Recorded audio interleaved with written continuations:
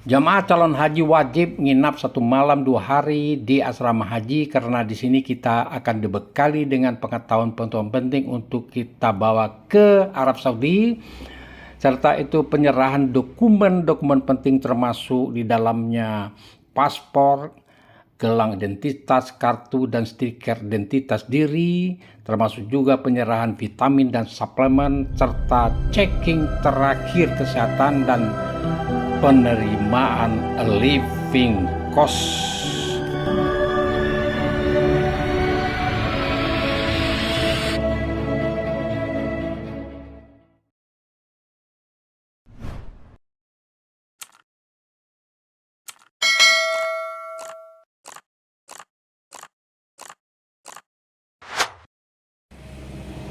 Assalamualaikum warahmatullahi wabarakatuh. Salam jumpa kembali dengan channel kesayangan kita, Arsal Bagindo.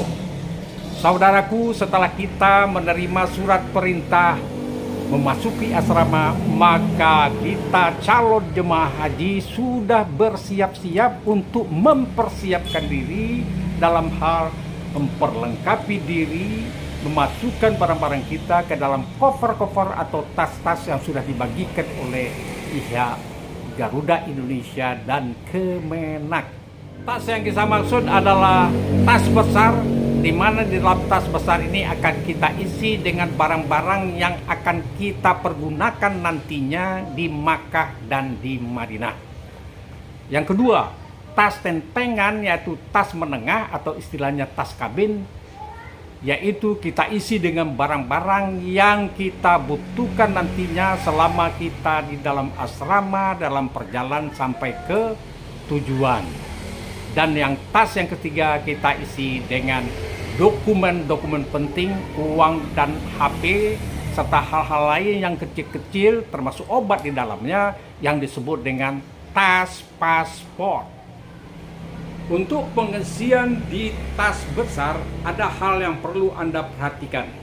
Yang pertama, jika Anda berangkat pada gelombang pertama, maka di tas besar Anda masukkan kain ihram ke dalamnya. Namun jika Anda berangkat pada gelombang kedua, maka kain ihram Anda letakkan, Anda masukkan ke dalam tas tentengan atau tas tentengan. Karena apa? Karena kain ihram akan kita pakai sejak dari asrama sampai ke Jeddah dan sampai ke Mekah untuk langsung kita melaksanakan umroh pertama kita. Saudaraku, di dalam tas besar itu kita isi barang-barang yang kira-kira kita butuhkan nantinya di Makkah dan di Madinah. Termasuk di dalamnya, jika Anda membawa pisau, masukkanlah pisau ke dalamnya. Jika Anda membawa gunting, termasuk gunting kuku, masukkanlah ke dalam tas besar. Bikin satu wadah untuk menyatukannya. Jangan sekali-kali barang-barang yang tidak diperbolehkan Anda masukkan juga ke dalam tas besar. Sementara itu, dalam tas tentengan adalah Anda harus masukkan barang-barang yang kita perlukan pada saat di dalam perjalanan, termasuk juga di asrama haji sampai di pesawat dan lain sebagainya. Saudaraku, sebelum kita menerima surat perintah memasuki asrama, kita sudah diberikan satu set tas dan koper oleh Kemenak Kota dan Kabupaten via KBIHU kita masing-masing, di mana kita manasik haji. Satu set yang dimaksud adalah koper bagasi, tas tentengan yang disebut juga sebagai tas kabin, dan tas paspor. Sebelum kita mengisi tas-tas tersebut, buat dulu daftar barang-barang yang akan diisi di tas koper, tas tentengan, dan tas paspor. Untuk koper besar, berisi barang-barang yang kita akan pakai nantinya di Makkah dan di Madinah, seperti 4 setel baju, pakaian dalam, kabel raun, kain sarung, makanan-makanan kering di dalam saset, gunting buat tahalul, gunting kuku, pisau dapur buat memotong buah-buahan, dan juga satu set pakaian ihram atau kain ihram.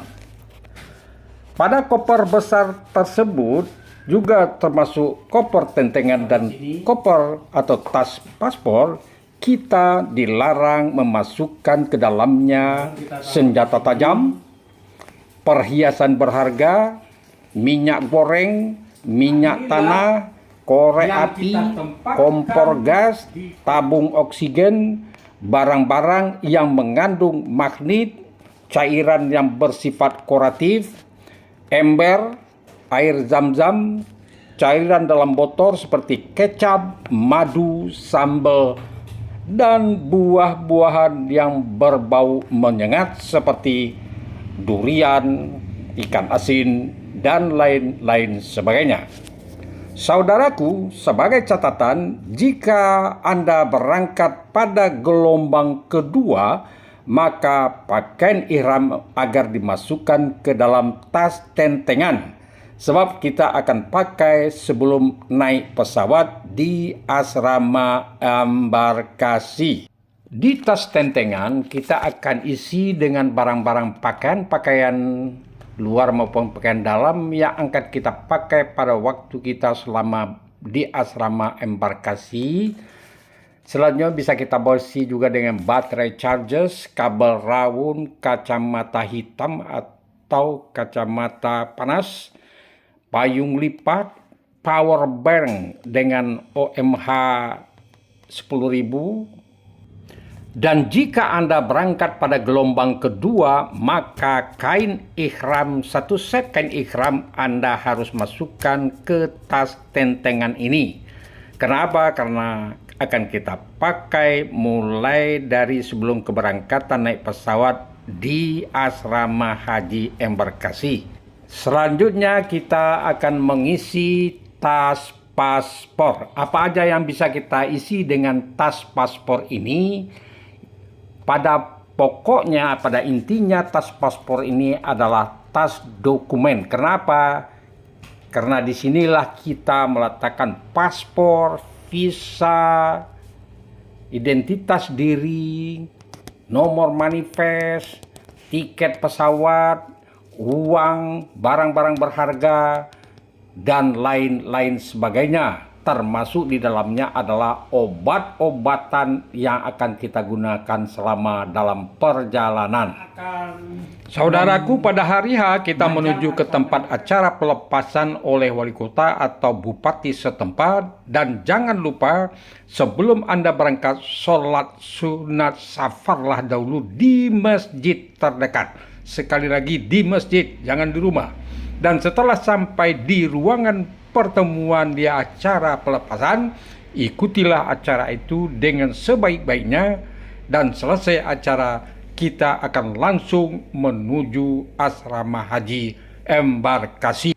Sampai di asrama haji kita mengikuti acara penyambutan. Selanjutnya kita akan menerima paspor, visa, tiket, dan boarding pass, gelang haji, label kofel, nomor manifest, buku kesehatan, boarding pass, dan living cost atau biaya hidup, dan satu tas dari Kementerian Kesehatan yang berisi suplemen, vitamin, obat gosok, masker, hand sanitizer, handuk basah, kantong kencing, tisu basah, botol semprot, dan krim obat gosok yang diletakkan dalam satu wadah berupa tas kain berwarna putih. Ini adalah jamaah perempuan sedang menerima living cost dari petugas haji yang ada di asrama haji. Setelah sarapan pagi, acara dilanjutkan dengan pemeriksaan kesehatan dan pencatatan obat-obat yang dibawa ke pesawat maupun ke Mekah dan Madinah. Petugas haji. Di asrama haji ini acara intinya adalah pelaksanaan pelepasan keberangkatan jemaah. Acara ini harus diikuti sebab kita di forum ini jamaah calon haji juga dibekali dengan sikap perilaku sebagai bangsa Indonesia yang sudah terkenal dengan kesantunan, kesopanan, ketertiban, dan kebaikan sehingga kita dipuji oleh pemerintah Arab Saudi.